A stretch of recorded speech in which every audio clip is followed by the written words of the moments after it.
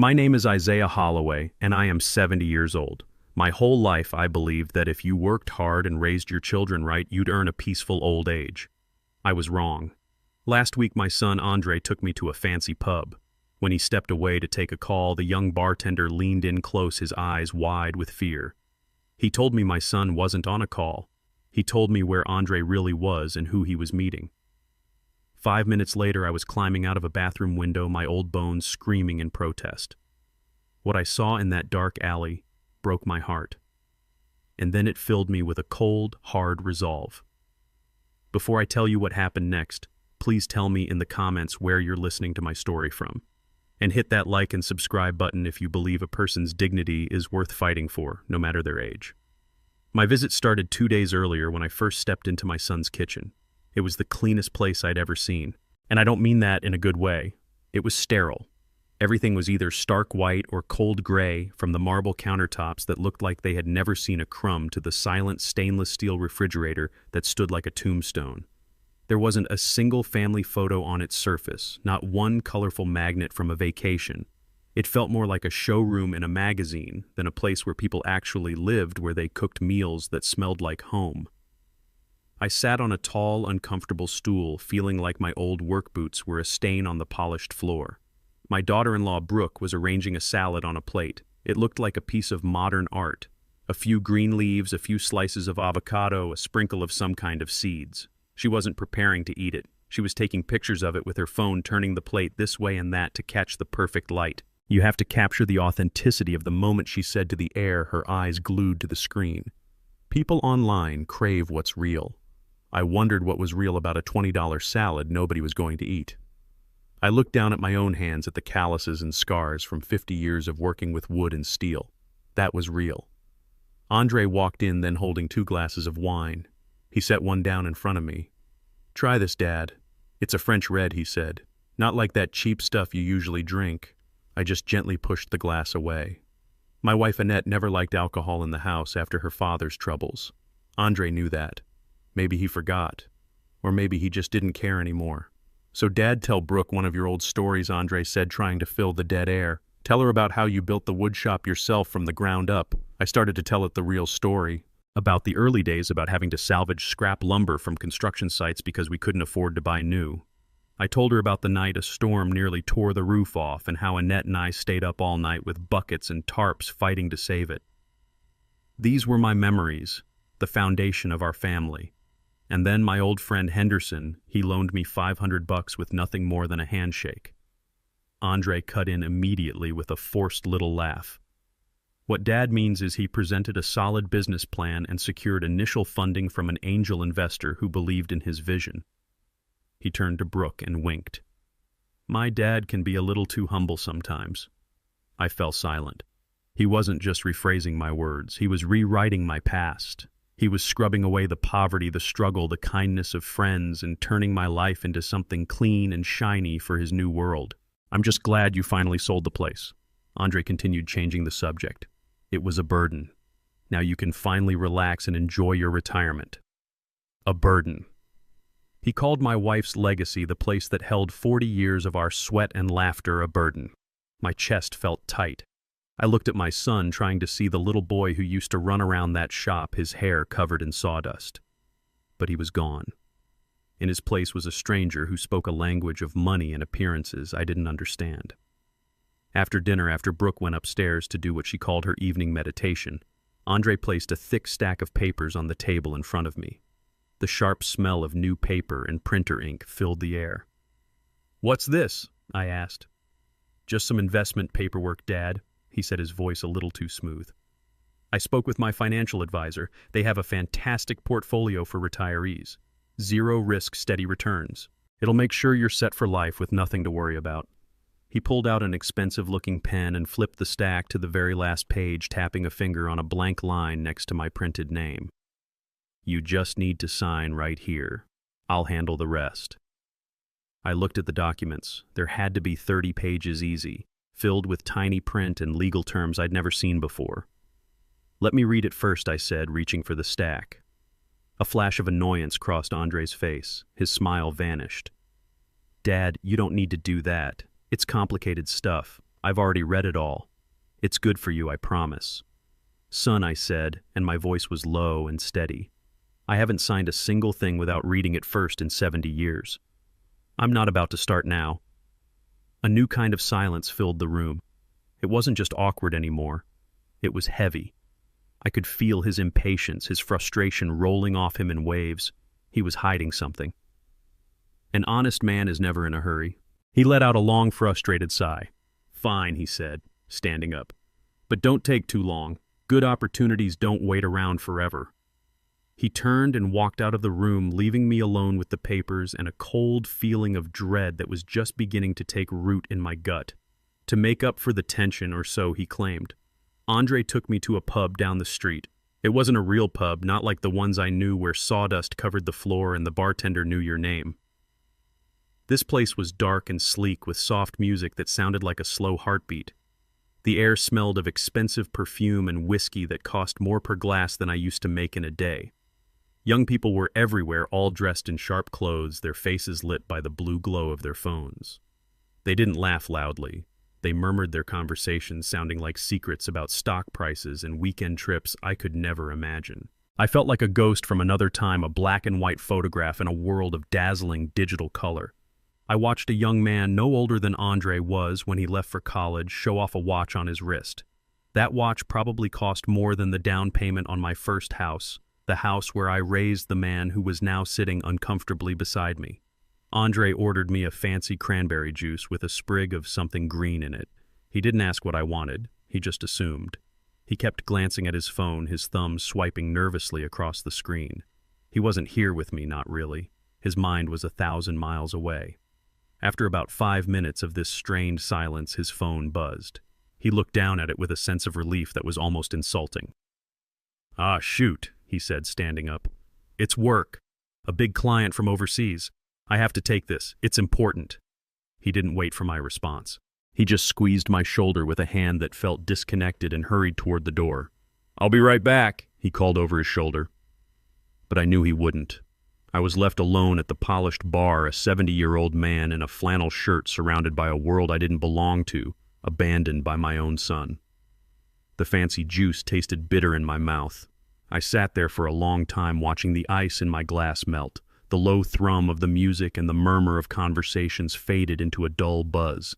I felt a presence beside me and turned to see the bartender. He was a young man, maybe 25, with quick, intelligent eyes. He was wiping down the counter with a clean cloth, but he wasn't looking at the counter. He was looking at me. He had been looking at me ever since I sat down. "Excuse me, sir," he said, his voice quiet, respectful. "I don't mean to bother you, but are you Mr. Holloway, Isaiah Holloway?" I was taken aback. Nobody in this part of town knew my name. I was just Andre's old father, a relic from a past he was trying to bury. "I am," I said, my voice cautious. "How do you know me?" The young man put his cloth down. He leaned a little closer, and the practiced professional smile he gave the other customers vanished. It was replaced by something genuine, something real. "My name is Leo," he said. My mother is Maria. She used to work at the laundromat on 8th Street years ago. You and your wife, Mrs. Annette Holloway, you used to come in every Saturday." The name of my wife, spoken in this cold, unfamiliar place, was like a sudden warmth spreading through my chest. Annette. It had been 2 years since I lost her, but sometimes the grief was still as sharp as broken glass.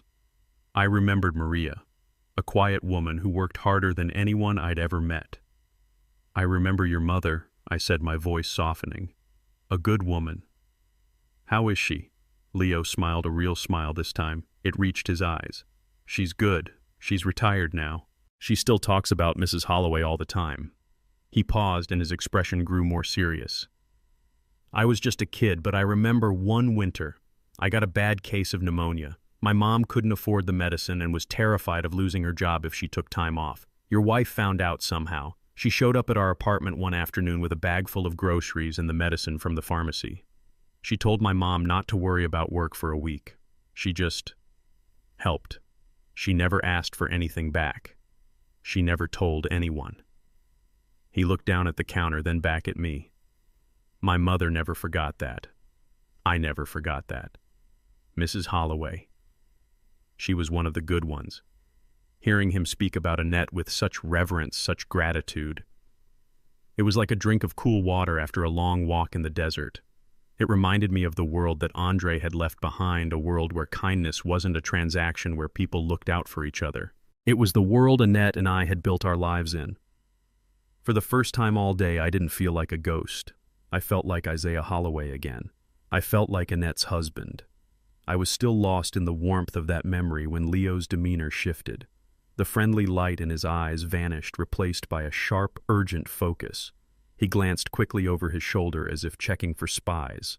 The casual way he had been polishing a glass became tense, his movements suddenly clipped and deliberate. He put the glass down with a soft click that sounded like a gunshot in the quiet space that had formed around us. Then he did something that startled me. He reached across the bar and grabbed my forearm. His grip wasn't hard, but it was firm, demanding my full attention. "Listen to me, Mr. Holloway," he whispered, his voice so low I had to lean in to hear him over the music. "You have to listen carefully." All I could do was nod, my heart starting to beat a little faster. "Your son, Andre? He's not on a business call." Leo said, his words coming out in a rush. "He's not talking to any client." The words hung in the air, confusing. I started to ask what he meant, but he squeezed my arm, silencing me. "He's in the alley." Out back, Leo continued, his eyes darting toward a door marked "Staff Only." "He's with a man in a suit. A man who looks like he breaks things for a living. I've seen them before. This is the third time this month." My mind was struggling to catch up. An alley. A man in a suit. It made no sense. But then Leo delivered the final blow. "They're not talking about investments, Mr. Holloway. I heard them last week. They were loud. They're talking about your house. About selling your house. And your son." He sounded scared. The world tilted on its axis. The warmth from Annette's memory evaporated, replaced by a chill that went straight to my bones. The paperwork. The rush to get me to sign. Andre's frustration when I said I wanted to read it. It all crashed together in my mind, forming a single ugly picture. My son wasn't trying to help me. He was trying to take from me. The low hum of the pub faded away until all I could hear was the frantic pounding of my own heart. I looked at Leo and he saw the understanding in my eyes. He gave my arm one last firm squeeze and then let go, picking up his cloth and moving away as if nothing had happened. But everything had happened. Everything had changed. My mind was a whirlwind, but my body knew exactly what to do. I couldn't go back out there. Andre would see the truth on my face, the betrayal that felt like a physical wound. I stood up, leaving the untouched juice on the bar, and walked toward the restrooms with a steady gait I did not feel. I didn't stumble. I didn't look back. Inside, the room was small and thankfully empty. There was one stall, one sink, and a small, frosted glass window high up on the back wall. It was the kind of window meant for ventilation, not escape.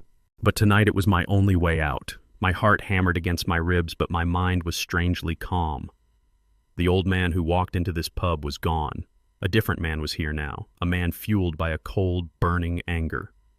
I dragged the heavy trash can under the window. It smelled sour, but I didn't care. I climbed onto it, my knees screaming in protest. The latch was stiff with rust and paint. For a moment I thought I wouldn't be able to open it. I put all my weight into it, my knuckles scraping against the frame. It gave way with a painful screech. Cold night air hit my face. I pulled myself up, my muscles straining. Every groan from my joints was a protest, but the fire in my gut was stronger than the pain. For a moment I was stuck half in and half out, a ridiculous sight for anyone to see. Then I pushed through and tumbled out, landing hard on the damp pavement of the alley. I lay there for a second, the shock rattling my bones, before scrambling to my feet. I had to know. I had to see it with my own eyes. The next morning, I was the first one up. But I didn't get out of bed. When Andre knocked on my door, I waited a long moment before answering, and when I did, I made my voice sound weak, thin. "I'm not feeling so great, son," I said, forcing a cough. "I think I'll just rest today. My old bones are telling me to slow down." Through the door, I heard him pause. I could almost hear the gears turning in his head. Then his voice came back, layered with a fake concern that was as thin as old paint.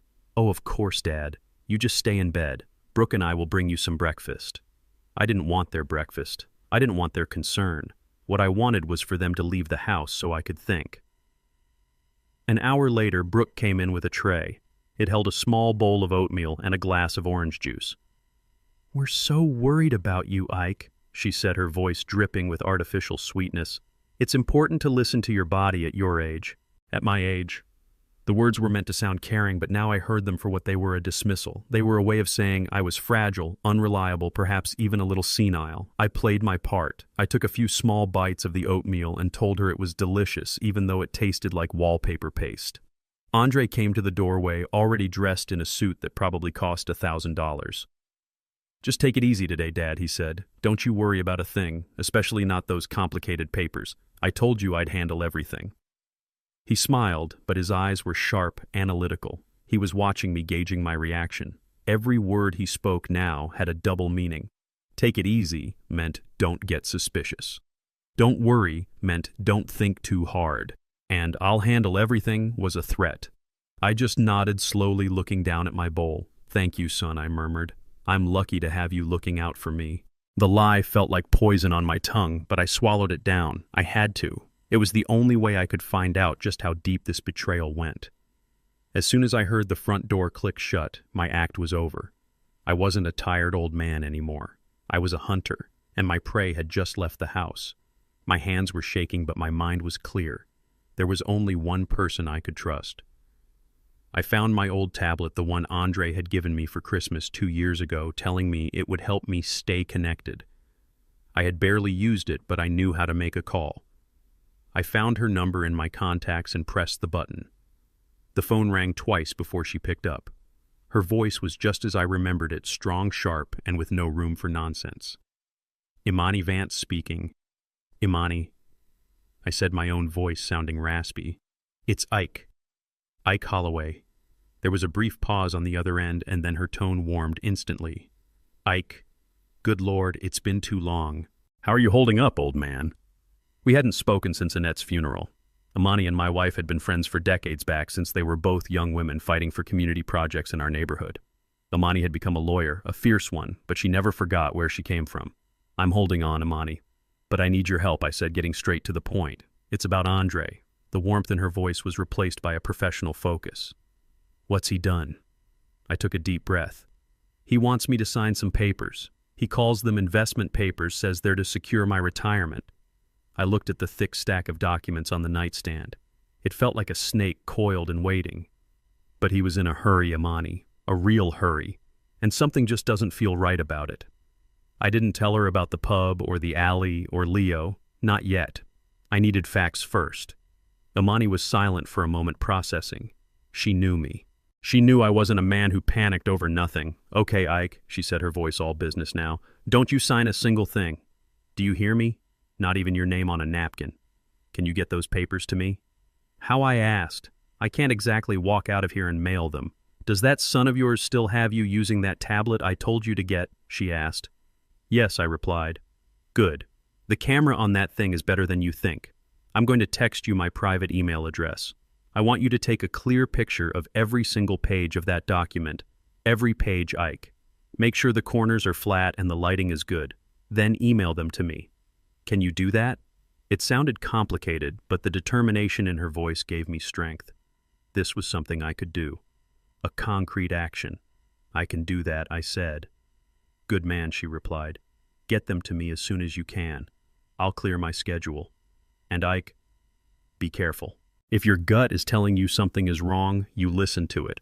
Your gut has been right for 70 years. We hung up, and a moment later a message with her email address appeared on my screen. I took the stack of papers, and with hands that were surprisingly steady, I began my work. One by one, I laid each page flat on the bedspread using the bedside lamp for light, and took a picture. The whole time I felt like a spy in my own son's house, and the thought was a bitter pill to swallow. But I kept going. This wasn't just about me anymore. This was about protecting the home Annette and I had built, the legacy we were supposed to leave behind. After I sent the last picture, the silence of the house crashed down on me. It was a different kind of silence now. Before it had been awkward. Now it was heavy with secrets. Waiting for Imani to call was the hardest part. I couldn't just sit in that guest room staring at the walls. I had to move. I went downstairs to the kitchen to get a glass of water, my stocking feet silent on the cold, polished floor. I opened a drawer looking for a simple glass, not one of the fragile wine goblets they used. It was a junk drawer, the kind every house has, but theirs was neat organized, full of batteries, rubber bands, takeout menus, and underneath it all a stack of envelopes held together by a thick rubber band. My hand hesitated for only a second before I picked them up. They weren't junk mail. They were from credit card companies, from a car dealership, from a private lending group I'd never heard of. I carefully slid the top one out. The words were printed in stark red ink. Final notice. My blood ran cold. I slid another one out. Past due. Another. Immediate payment required. It was a stack of shame, a testament to a life lived on borrowed money and borrowed time. This perfect house wasn't a home. It was a stage. And the props were all fake. I put the letters back exactly as I had found them and closed the drawer. My eyes scanned the living room, but now I was seeing it differently. I saw the large, colorful painting on the wall. From a distance it looked impressive, but as I got closer I saw that it wasn't a painting at all. It was a print, the kind you buy online, stretched over a frame to look like the real thing. There was no texture, no life to it. I walked over to the bookshelf where Brooke kept one of her expensive-looking handbags on display like a piece of art. I picked it up. My whole life I worked with my hands. I know the feel of quality materials. I know the weight and smell of real leather. This wasn't it. It felt thin, plasticky, and lifeless. It was a cheap imitation, a lie designed to impress people who didn't know any better. I saw Andre's fancy watch sitting on his desk in the small office nook. I picked it up. It was light, too light. It felt hollow like a toy. Everything from the art on the walls to the watch on his wrist was a carefully constructed illusion. My son wasn't just in a little trouble. He was drowning. He and his wife were living in a house of cards, and they were about to pull my own house, the only real thing we had left, down with them. Just then, my tablet vibrated on the kitchen counter. It was Imani. My heart leaped into my throat. The time for waiting was over. The time for answers had come. I picked up the tablet on the first buzz. My own reflection looked back at me from the dark screen, a tired old man with fear in his eyes. I swiped the screen and put it to my ear. "Imani Ike," she said. Her voice was flat. All the warmth from our earlier call was gone. It had been replaced by something hard and cold like steel. "I've read every page, Ike. I've read it twice." I held my breath. I could hear the rustle of papers on her end. "Your son is a liar," she said, and there was no kindness in her words, only a brutal, chilling honesty. "These are not investment documents. There is no portfolio for retirees. There is no fund to secure your future. It's all a lie, Ike, a complete and utter fabrication." The floor seemed to drop out from under me. I had to grab the edge of the kitchen counter to steady myself. What is it then?" I stammered. "It's a quitclaim deed." "Ike," she said, and she pronounced the words slowly, precisely, like a judge handing down a death sentence. "Do you know what that is?" "No," I whispered. "It means you are signing away your property. You are giving your house, the house you and Annette poured your lives into, to Andre. Voluntarily. For the sum of $1. It's buried on page 17 in a paragraph so full of legal jargon it's designed to make your eyes glaze over. It's a trick, Ike. A trap. The oldest, cruelest trick in the book." I couldn't speak. My throat was tight, my lungs felt empty. My house, Annette's garden, the porch swing where we sat on summer nights, the walls that had held all our laughter and all our tears. He was trying to steal it all. "Once you sign this, Ike, it's done."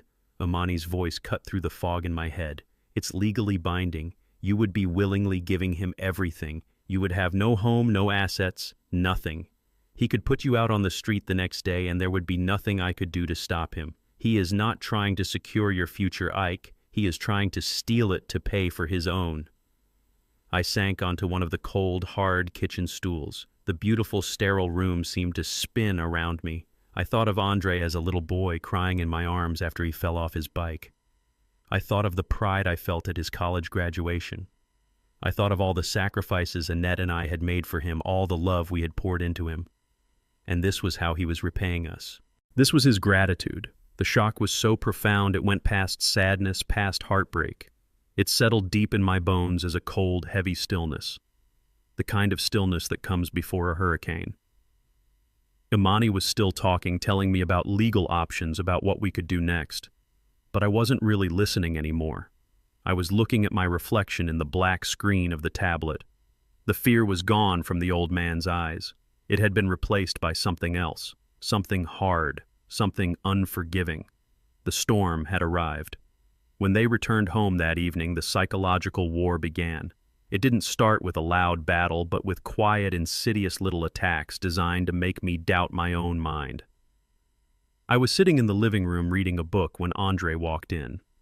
"Hey, Dad, just wanted to let you know I put your keys in the ceramic bowl by the door," he said, his tone casual. "That way you'll always know where they are.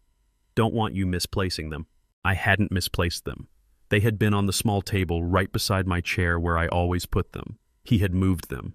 It was a small thing, a tiny shift in my environment, but it was a message: I am in control here. You are not. The next day it escalated. At breakfast I mentioned that I needed to call my old neighbor George to check on his wife. Brooke looked at Andre with an expression of deep, exaggerated concern. "Ike, honey," she said, her voice dripping with pity. "Don't you remember Andre told you yesterday? George's wife passed away 6 months ago. We were so worried about how you'd take the news." I stared at them. I had spoken to George just last week. His wife Martha was fine. She had just won second place in the local baking competition. But they both looked at me with such convincing sympathy, such gentle sadness, that for a split second a terrible, dizzying wave of doubt washed over me. Did I imagine the phone call? Was my mind playing tricks on me? I saw a flicker of triumph in Andre's eyes before he masked it with a sigh. "It's okay, Dad," he said, patting my hand. "Memory gets tricky. We're here for you." They were trying to build a cage around my mind, and the bars were made of my own self-doubt. They started hiding things. My reading glasses would vanish from the nightstand and reappear inside the refrigerator. My wallet would be missing from my jacket pocket, only for Brooke to find it in the sugar bowl. Each time they would exchange worried glances and treat me like a child who couldn't be trusted. The most vicious attack, however, came from Brooke's phone. That evening I saw her typing furiously, a sad little smile on her face. A few hours later my tablet buzzed with a notification. A friend from my old neighborhood had shared a post from Brooke's public page. There was a picture of me taken that morning when I wasn't looking. I was sitting by the window and the light caught me in a way that made me look tired, lost. The caption beneath it was a masterpiece of passive-aggressive cruelty. "It's one of the hardest journeys a family can go on," she wrote. "Caring for a parent who is slowly fading away. Some days are clearer than others. We cherish every lucid moment, every memory he can still hold on to. It's heartbreaking to watch the man who was once so strong become confused by the simplest things, but we are facing it with love and patience. So grateful for my amazing husband for being a rock during this difficult time." She finished it with a string of hashtags: elder care, #family journey, #dementia, awareness, #love my pops, #staying strong. She was painting a public narrative. She was telling the world that Isaiah Holloway was losing his mind. She was creating a story that would make anyone, even a judge, question my competence. Any protest I made would just look like a symptom of the very confusion she was describing. I read the post, and a rage so pure and so cold filled me that it burned away any remaining sadness. They weren't just trying to steal my house. They were trying to steal my identity. They were trying to erase me, to turn me into a feeble-minded old man before I was even gone. I closed the tablet. I looked across the room where they sat watching TV, looking like the perfect caring family, and I let a slightly confused, vacant expression settle on my face. If they wanted me to be a forgetful old man, then that's exactly what I would be. I would play their game. I would be the best damn confused old man they had ever seen. And from inside my cage of their making, I would find a way to tear their whole world apart. I leaned into their narrative. I embraced the role they had written for me. The next morning I came downstairs and asked Brooke what day it was. "It's Wednesday, Ike," she said patiently, as if speaking to a toddler. I nodded, poured myself a cup of coffee, and sat down at the table. 5 minutes later I looked up from my cup and asked Andre-san, "What day is it today?" He and Brooke exchanged a look. It was a look of confirmation, of shared victory. Their theory about my fading mind was proving correct. "It's Wednesday." Dad Andre said, his voice slow and gentle. Just like Brooke told you. I looked down at the table, feigning confusion. Oh. Right. Of course. Inside, I was a coiled spring. Every condescending word, every pitying glance was fuel. They thought they were building a cage, but they were actually handing me a key. A forgetful old man is invisible. He is harmless. He is someone you can talk freely in front of because you assume he won't understand or remember. And so I became invisible. I started talking to myself, just quiet little mumbles. I would stand in the middle of a room for a full minute looking around as if I had forgotten why I came in. I spent an afternoon trying to figure out their complicated television remote, pressing the wrong buttons, making the screen flash strange colors until Andre came over with a long-suffering sigh and put on a nature channel for me. "Here you go, Dad," he'd said, nice and simple. As I sat there pretending to be captivated by a show about migrating birds, I was actually listening. I listened to their hushed phone calls about interest rates. I listened to Brooke complaining about the cost of their upcoming trip to Aspen.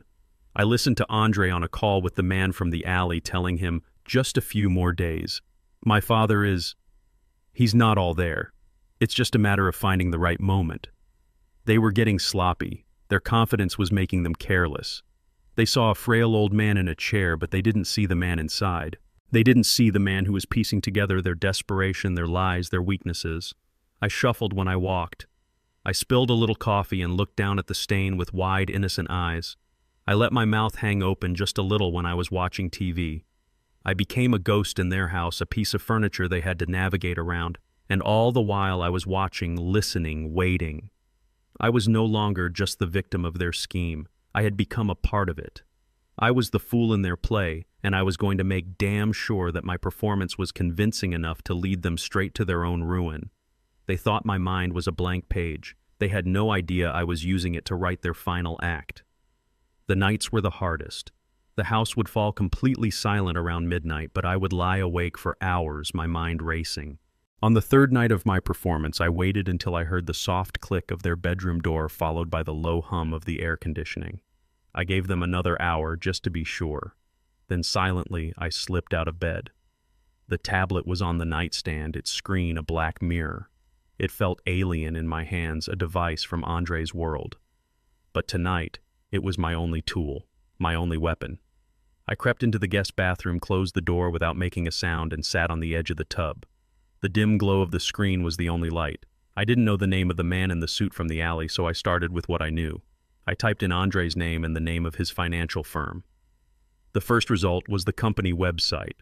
It was glossy and professional, full of smiling photos of Andre and his partner's testimonials from happy clients and promises of secure growth and financial freedom. It was the public face, the beautiful, meticulously crafted lie. I knew the truth was buried deeper. I opened a new search tab. This time I typed in Andre's name again, but I added other words. Words I had overheard, words I suspected. Debt. Lawsuit. Investment loss. Complaint. For a long time I found nothing. Just more articles praising his firm, more links to his perfect social media profiles. It was like a digital fortress. But I was patient. I spent 50 years learning how to find the weak spot in a piece of wood. I would find the weak spot here too. I kept scrolling page after page, digging deeper into the search results past the polished surface. And then I found it. It was a link to an obscure online forum for investors. The post was 2 years old. The headline was simple, "Warning about Holloway Financial Group." My heart started to beat faster. I clicked the link. A user, a man who sounded like a retired teacher, wrote about how he had lost his entire pension in a high-risk tech fund that Andre's firm had recommended. He called Andre a smooth talker, a predator who targeted older clients. The post ended with a question, "Has anyone else been burned by this guy?" Underneath there were dozens of replies, story after story, a widow who lost her husband's life insurance, a young couple who lost their down payment for a house. It was a graveyard of broken dreams, all leading back to my son. I searched for the name of the fund they all mentioned. More results appeared. Articles about its sudden collapse. Accusations of mismanagement. This wasn't a small mistake. This was a catastrophe. In one of the longest threads, a user mentioned what happened after the fund collapsed. He wrote about the aggressive lenders who started offering rescue loans to the desperate investors who had lost everything. He mentioned one company in particular, a company with a name that sounded like a threat, Apex Holdings. I typed Apex Holdings into the search bar. The results were different. The website wasn't glossy. It was stark minimalist and intimidating. There were no smiling faces. And on the Our Team page, I saw him. It was the man from the alley. His picture was there, a cold professional headshot. He had the eyes of a shark. His name was Silas Thorne. Now I had him. I opened one final search tab. I typed in Andre Holloway and Silas Thorne, and the fortress crumbled. I found public records, liens against Andre's assets, high-interest loan agreements with staggering penalty clauses. I saw the numbers, the strings of zeros that represented the hole my son had dug for himself. It was a debt so large, so crushing, it made me feel sick. I finally understood. The fake watch, the imitation handbag, the desperate need to keep up appearances. They weren't just living beyond their means, they were being hunted. Silas Thorne was the hunter, and my son was his prey. And the price for my son's freedom, the collateral for his mountain of lies, was my home, my house, Annette's house. The only real thing we had left in this world. The last piece of the puzzle clicked into place. I turned off the tablet, and the small bathroom was plunged into darkness. I sat there on the edge of the tub for a long, long time alone with the truth. The shock was gone. The sadness was gone. All that was left was a cold, hard clarity. I knew what I was up against, and I knew with absolute certainty what I had to do. I sat there in the pitch-black bathroom, the cold of the porcelain tub seeping into my old bones. But I didn't feel it. I was seeing it all with a terrible new clarity, a complete picture woven together from whispers in a pub, documents on a screen, and the feel of a fake leather handbag. It wasn't a simple story of a greedy son trying to cheat his old father. It was uglier than that. It was a story of fear. I saw Andre, my brilliant son, flying too close to the sun.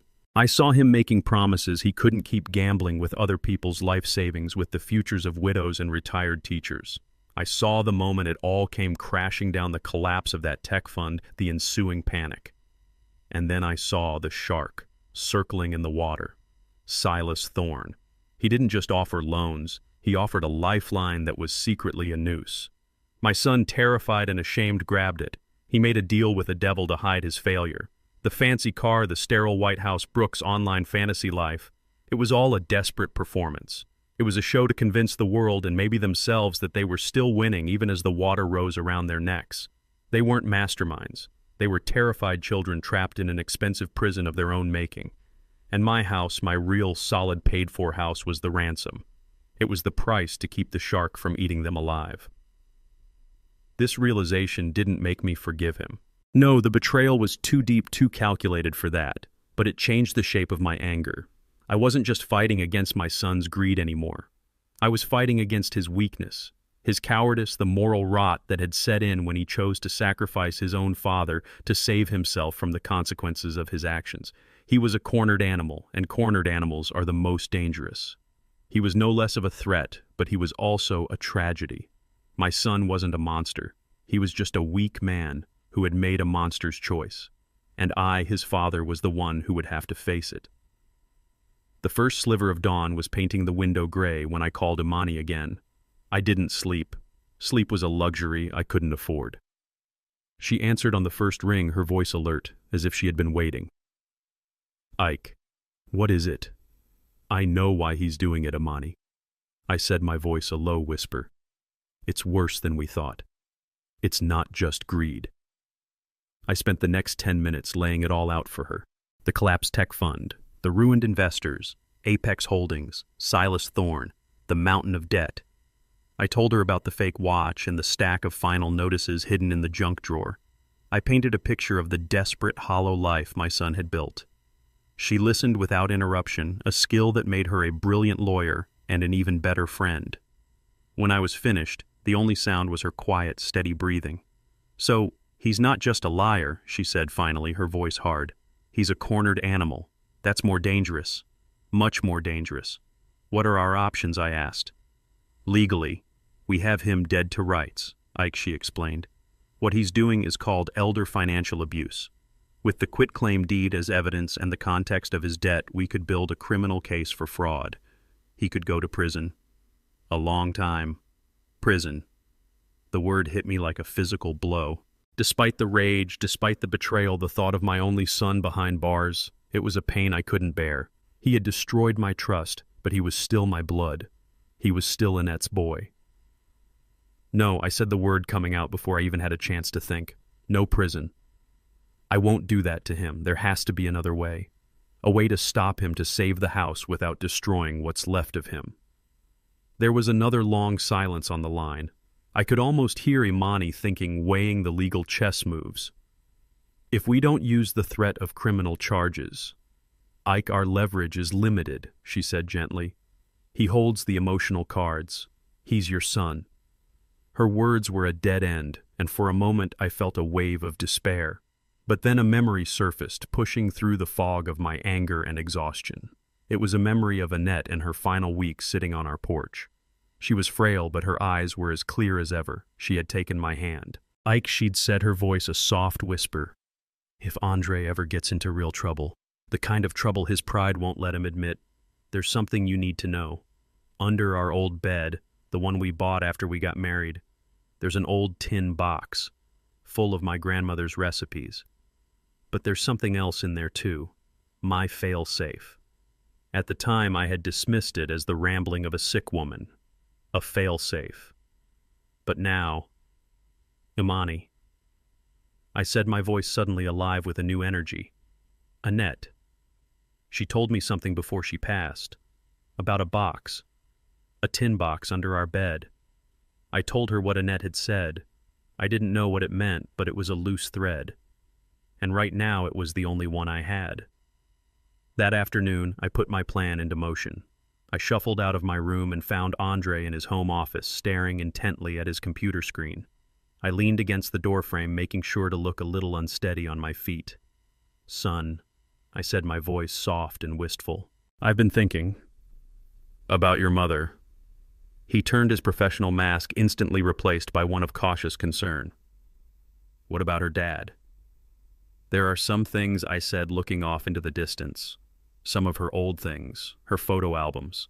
That silly little music box I gave her for our first anniversary. They're still at the house. I feel like I need to see them, to hold them. I let my voice crack just a little on the last word. I watched him carefully. I saw the calculation in his eyes. He thought this was a sign of sentimental weakness, another symptom of my decline. An opportunity. Of course, Dad, he said, his voice smooth as honey. Of course. We can go tomorrow. No, I said a little too quickly. I softened my tone. No, son. I feel like I need to go now. Please. It feels important. He agreed. I knew he would. In his mind, taking the confused old man on a trip down memory lane would only make him more pliable, more willing to sign those papers. The drive to my old neighborhood was quiet. Andre put on some soft jazz, the kind of music no one actually listens to. I stared out the window as the gleaming high-rises and trendy cafes of his world gave way to the familiar brick houses and old oak trees of mine. It's changed a lot, hasn't it? Andre said, breaking the silence. All these old places are being bought up. Property values are going through the roof. You were smart to hold on to your place for so long, Dad. I just nodded. He thought he was talking about real estate, but I heard the real meaning. You were smart to hold on to it for me. Your mother loved this street, I said quietly, not looking at him. She knew every neighbor, every stray cat. She was a great woman, Andre said, the words sounding hollow and rehearsed. She always wanted the best for us. Yes, she did, I replied, turning to look at him for the first time. She was always thinking ahead, always making sure the family was protected. He smiled completely, missing the warning in my voice. He thought I was reminiscing. He had no idea I was telling him his future. When Andre unlocked the front door, the air that hit me was the air of my own life. It was a smell of old wood dust motes dancing in the afternoon sun and the faint lingering scent of Annette's lemon furniture polish. It was the smell of home. After the cold, sterile silence of Andre's house, this silence was different. It was a peaceful silence, a quiet full of memories. Every creak of the floorboards under my feet was a familiar greeting. I saw the faint scratch on the wall where a 7-year-old Andre had crashed his toy truck. I saw the worn spot on the armchair where Annette used to sit and read for hours. This house wasn't just a building. It was a living record of our love, our struggles, our entire world. Andre followed me, looking impatient, checking his phone. He didn't see what I saw. To him, this was just old property, a collection of assets. To me, it was sacred ground. I walked straight to our bedroom. It was exactly as we had left it. The old quilt Annette's grandmother had made was still folded neatly on the bed. The bed itself, the first piece of furniture we ever bought together, looked small and sturdy. It had held us through sickness and health, through arguments and reconciliations for almost 50 years. I didn't hesitate. I got down on my hands and knees, ignoring the sharp protest from my joints. The space under the bed was dark and dusty. I reached my arm into the gloom, my fingers searching. And then I felt it. The cold, smooth metal of the old tin box. It was a simple thing decorated with faded, painted roses. Annette used to keep her grandmother's recipe cards in it. As I pulled it out into the light, my heart was pounding. It felt heavier than I remembered. This box was more than just memories. It was a message from the past. It was Annette's last move in a game she knew we might one day have to play. It was her failsafe. I sat on the floor of our old bedroom, the dust motes dancing in the sunbeams around me. My fingers trembled slightly as I lifted the rusty latch on the tin box. A scent rose up to meet me, the smell of old paper and dried herbs, the faint ghost of cinnamon. It was Annette's scent. On top was just what I expected, hundreds of her grandmother's recipe cards written in a beautiful looping cursive script that had faded over the decades. I ran my thumb over a card for gingerbread, a smudge of ancient flour still visible in the corner. For a moment, a wave of grief so powerful it almost knocked me over washed through me. This was her. This was the woman I loved. I carefully lifted the stack of cards out to set them aside, and underneath my breath caught in my throat. It didn't belong. It was a thick manila folder, crisp and official, a stark contrast to the faded personal history of the recipes. There was no label on the outside. My heart began to beat a slow, heavy drum against my ribs. I opened it. The first page was a wall of dense legal text. Most of it was a blur of words I didn't understand. But then my eyes focused, and certain phrases jumped out clear as day. The Annette Holloway Heritage Trust. And below that, irrevocable. I flipped the page. My eyes scanned the lines, searching, and then I found it. The property located at 14 Elm Street. My house. It was all there in black and white, signed by Annette, and a notary public dated 5 years ago, just after her diagnosis. I read the key paragraph 3 times to make sure my eyes weren't deceiving me. Upon my passing, the property was not to be inherited by our son. It was to be donated in its entirety to a registered community land trust with the express purpose of developing affordable housing for local families. I leaned back against the bed, the papers rattling in my hand, and a slow smile spread across my face. It wasn't a happy smile. It was a smile of pure, unadulterated awe. Annette. My quiet, gentle Annette. She had seen it. Years ago, she had seen this potential for darkness, this weakness in our son, and she had built an ark to protect us from the flood she knew might come. This wasn't an act of doubt. It was an act of profound, unbreakable love. My son was trying to sell a property that he could never, ever own. He was trying to steal a ghost. And in my hand, I held my wife's final, brilliant move. I held the checkmate. When I walked back into Andre's house, I was carrying a dusty photo album and Annette's little music box. I placed them on the table props from my performance. Andre and Brooke looked at me, their expressions a mixture of pity and impatience. They thought the trip had softened me up, drowned me in a wave of nostalgia that would make me easier to manage. They had no idea that I had just come from arming myself for war. I was quiet during dinner. I ate my food slowly, methodically. I even complimented Brooke on her cooking, which was another bland, colorless dish that tasted of nothing. My calmness seemed to unsettle them more than my previous feigned confusion. They kept exchanging glances, trying to figure out what had changed. They probably thought I had finally reached a state of peaceful resignation, that I had accepted my fate as a forgetful old man who needed to be taken care of. After the plates were cleared, I folded my hands on the table. I've been thinking. I said, my voice even and clear. You're right, son. It's time for me to stop worrying about these things. I'm ready to sign the papers. A wave of relief washed over Andre's face. It was so obvious it was almost comical. He shot a triumphant look at Brooke, a silent celebration. The finish line was in sight. "That's great, Dad," he said, his voice oozing with false sincerity. "I'm so glad you see we're just trying to help." "I do," I said, looking him straight in the eye, "but I have 2 conditions." The smile on his face tightened just a little. "Conditions." "I'm an old man, Andre," I said with a small self-deprecating shrug. "I do things the old-fashioned way. I want my lawyer to be there when I sign, just to look everything over, make sure all the I's are dotted and the T's are crossed. A formality, you understand." He relaxed immediately. "Of course." A senile old man asking for a lawyer was perfectly in character. It was a meaningless gesture, a final, feeble attempt to feel in control. "Of course, Dad." "Whatever makes you comfortable," he said magnanimously. "And the second thing, this partner of yours," I said, "the man who put together this wonderful investment for me. I'd like to meet him. I want to be there to personally thank him for helping our family. I want to shake his hand." Andre beamed. My request was the ultimate validation of his scheme.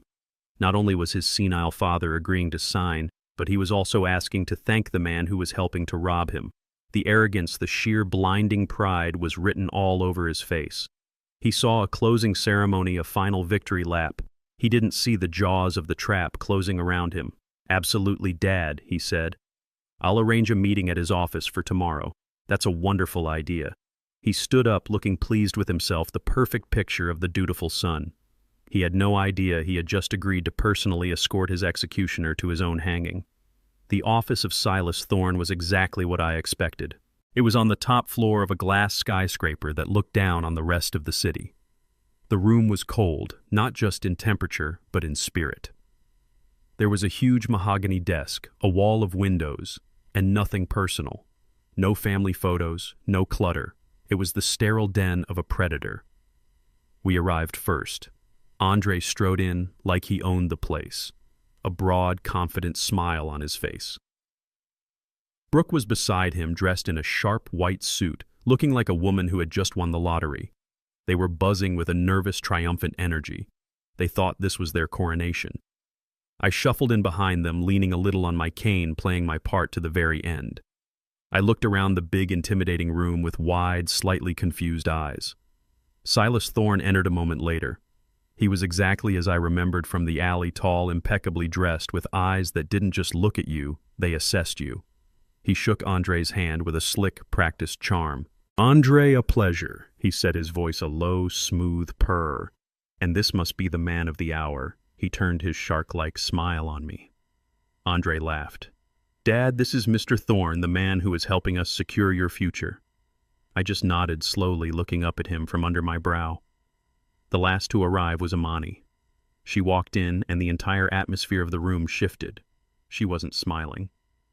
She carried a worn leather briefcase and wore a simple dark suit.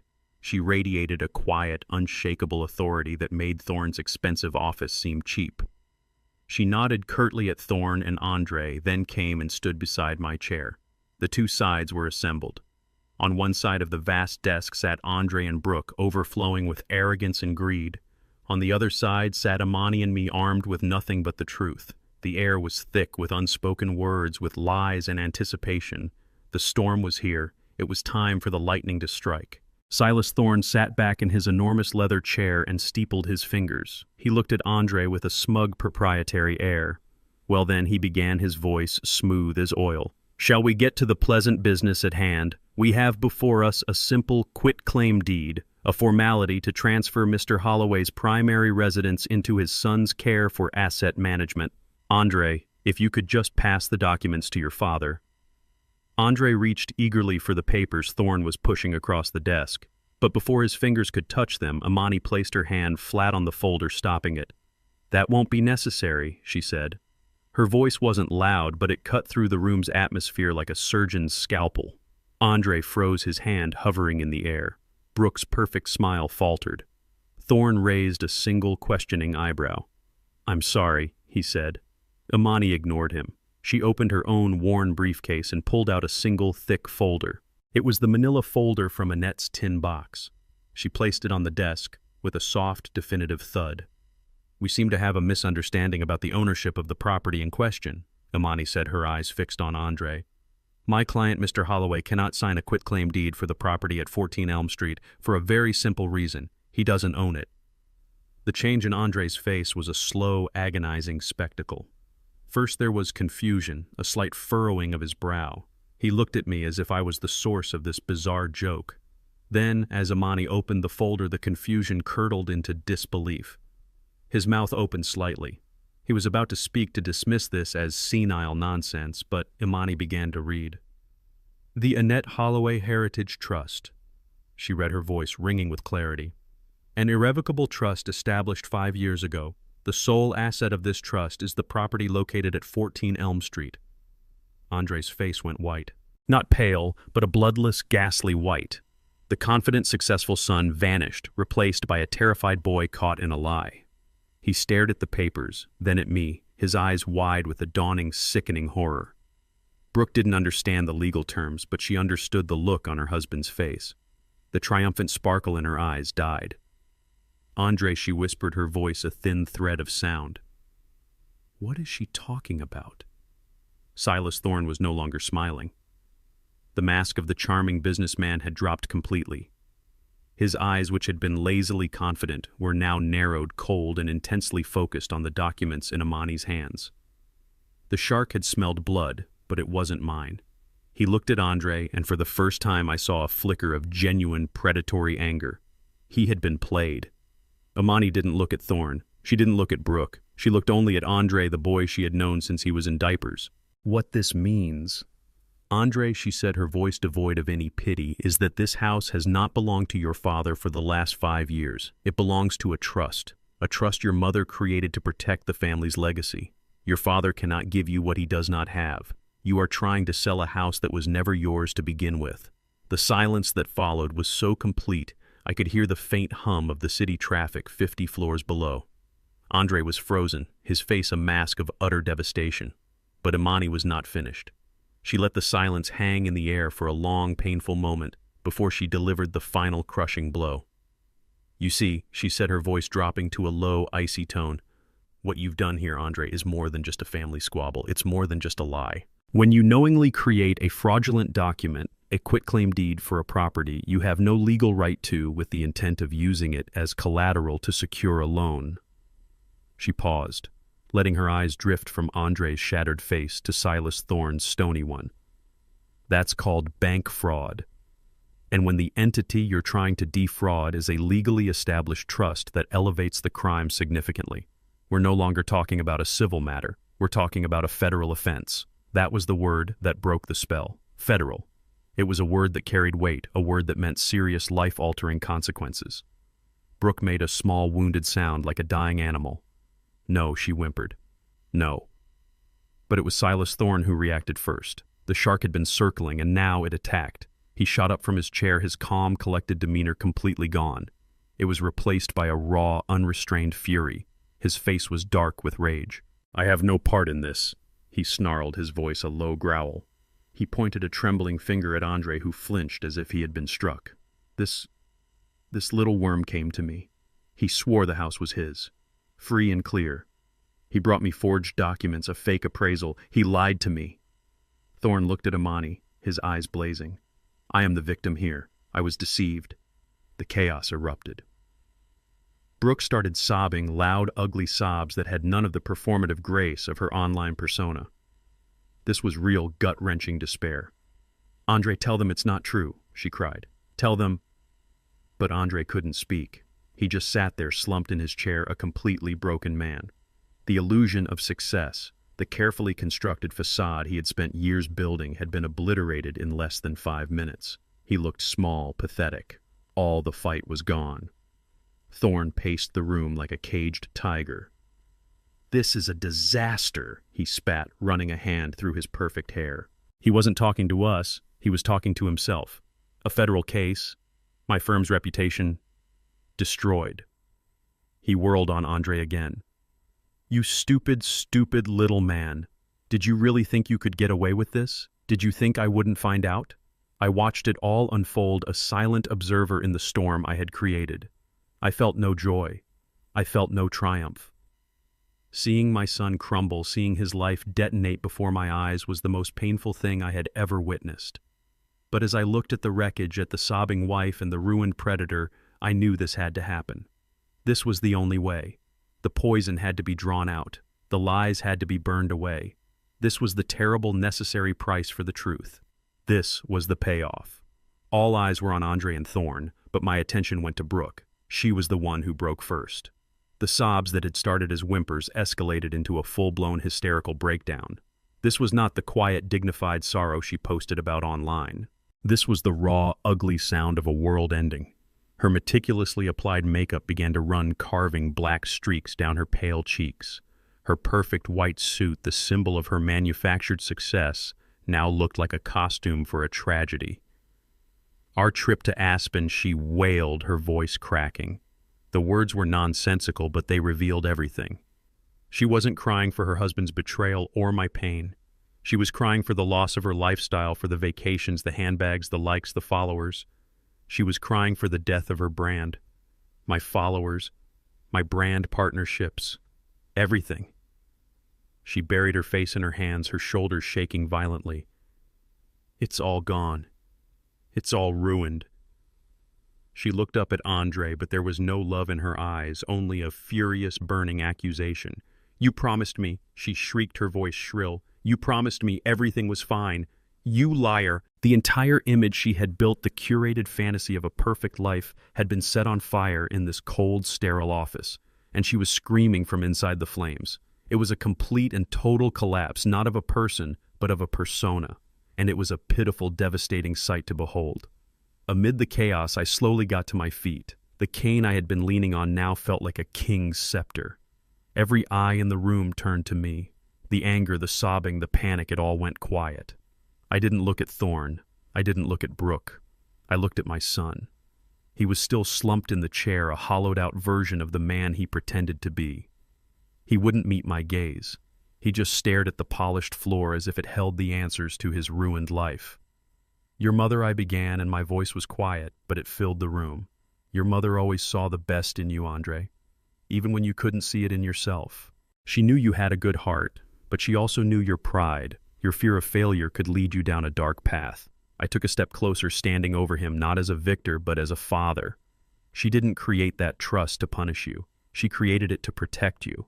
She knew this world of easy money and fake success could swallow you whole.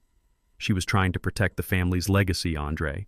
And that legacy isn't a house. It's not a number in a bank account. It's about integrity. It's about knowing the difference between what's real and what's just for show. I reached into my pocket and pulled out my old worn wallet. I took out a single crumpled business card and placed it on the table in front of him. It was the card for the director of the Community Land Trust, the organization that now owned our home. She left you an opportunity, son, I said softly. A way back. You could go to them, offer to help, swing a hammer. Learn what it really means to build something real with your own two hands. Not for money, not for show, for your own soul. The choice is yours. I didn't need to press charges. I didn't need to see him in jail. The world he had built for himself was already his prison. I had just handed him the key. Whether he chose to use it was up to him. Without another word, I turned and walked toward the door. Amani followed, her hand resting briefly on my shoulder. I didn't look back at the wreckage I was leaving behind, the crying, the yelling, the shattered illusions. I walked out of that cold glass tower and into the afternoon sun. For the first time in a very long time, I felt at peace. I hadn't destroyed my son. I had protected my wife's legacy. I had defended my dignity. Order had been restored. And that was a victory worth more than any house or any amount of money. This experience taught me one final lesson, a lesson from my wife, Annette. A family's true legacy isn't the property or the money you leave behind, but the integrity and wisdom you protect for the future. My son was drowning in a world of fake success, and in his desperation he tried to pull me under with him. I learned that sometimes the greatest act of love isn't shielding your children from their mistakes, but forcing them to confront a hard and painful truth. I had to protect our real legacy, one built on dignity, from the illusion of wealth that can destroy a family from the inside out. Let me know in the comments what you would have done in my shoes.